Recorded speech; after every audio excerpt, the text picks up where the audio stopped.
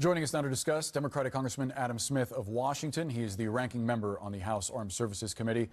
Congressman, happy Thanksgiving Eve. Thanks so much for sharing part of your day with us.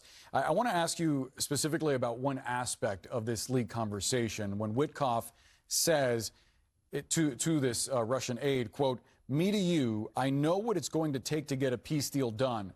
Donetsk and maybe a land swap somewhere." Congressman, would you agree with Witkoff that Ukraine will have to give up some land, even land it currently controls, for peace? No, particularly on your last point, it is ridiculous to ask Ukraine to give up its own sovereign territory that Russia hasn't even taken yet. And that's really the great weakness in Trump's approach here. Look, Russia is backed into a corner. Their economy is suffering. Increasingly, there are articles about how they're struggling to come up with the recruits they need to keep the fight going. They're raising taxes. They have a massive budget deficit. They are starting to have fuel shortages. If we can keep the pressure on Russia by making it clear that we're going to support Ukraine, that forces Putin to the peace table. But if you keep getting things like what Witkoff said, which implies that we may abandon Ukraine and that we'll give them even more, that's an incentive for Putin to just keep fighting. So no, I think that's a huge mistake in terms of what Witkoff communicated to the Russians. I didn't specifically see a moment in the transcript where it was clear that Witkoff was suggesting the United States would abandon Ukraine. I wonder what you saw that gave you that notion, and also whether you reject the assessment from the U.S. that some of the land that's being proposed to be handed over to Russia is land that Kyiv would probably lose anyway in the next year or so. Yeah, on the first point, no, it wasn't necessarily in the call, but you did hear just when this peace plan was first released by President Trump a week ago now, maybe a little longer, that if Ukraine didn't agree to it, we would cut off support. And that caused the whole panic flow of the Europeans and others lobbying other people in the administration, Republicans in Congress who support Ukraine pushing back. So I wasn't referring to anything specific in the Witkoff call, but President Trump and especially Vice President Vance have implied and explicitly said that we would cut off Ukraine. So that was the portion of it that I was most focused on. And as far as the land is concerned, I don't think we can make assumptions about what Ukraine is going to lose at this point. Russia has run into a brick wall. They are taking tiny little steps at the cost of thousands, sometimes tens of thousands of casualties. I don't think we can assume that Russia is going to take any more land going forward, and we certainly shouldn't. We should force them to the peace table because remember, Russia invaded Ukraine, has taken sovereign territory of Ukraine by force with no legitimacy behind that whatsoever. We cannot rubber stamp that as okay. I wonder, Congressman, given that these leaks don't happen in a vacuum, this isn't a coincidence, who do you think leaked this recording?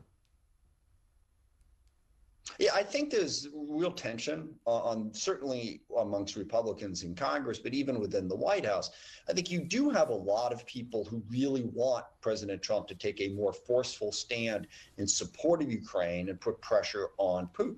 And they're worried that people like J.D. Vance and others in the administration want to completely abandon Ukraine and simply give Russia what they want. So, yeah, I think you've got some palace intrigue going on here, trying to work the ref, if you will, to try to get Trump to a better place on this. I think there's definitely that contradiction within the Republican administration, which, I mean, given how that first meeting between Zelensky and Trump went back in February, as someone who supports Ukraine strongly, I think it's good news that there are at least some people within the administration who recognize what the right policy should be. While we have you, Congressman, I wonder, as you hear that sources have indicated that Secretary Hegseth is exploring potential legal action against some of your Democratic colleagues, specifically Senator Mark Kelly of Arizona for his role in that illegal orders video, what your message is to the Pentagon. Yeah, two things. First of all, Secretary Hegseth is increasingly an embarrassment to the Department of Defense. I mean, targeting a decorated war hero and veteran for political purposes. I mean, let's have Secretary Hegseth pay attention to maybe getting the Pentagon to move forward with some of these programs that are way over budget, to get us a new national security strategy, which is overdue, to meeting the national security interests of this country, instead of playing out all these petty, vindictive attacks on his political opponents. But second, understand what Trump and Hegseth are doing is a direct attack on representative democracy and to push us towards a totalitarian government, basically using the power of the government, whether it's the Pentagon threatening to court-martial Mark or the Justice Department threatening to target political opponents. This is what a totalitarian dictator does. This is not what an elected president in a representative democracy does. And it's a threat to everybody. Everyone, good article said, okay, Mark can probably survive this. But this sends a chilling effect to everybody else. It chills them from feeling like they can criticize this government. This is America. You ought to be able to do that without this type of threat. On the substance of the video, do you believe the president has issued illegal orders? Yes, I do. But more to the point on the video, I mean, why can't an elected representative express that opinion? All right. It's an opinion that's been expressed many times over many conflicts. Yeah, I think the order to blow up those boats in the Caribbean without any, actual probable cause, national security justification, or any declaration of war or armed conflict by the U.S. Congress, I think it is illegal.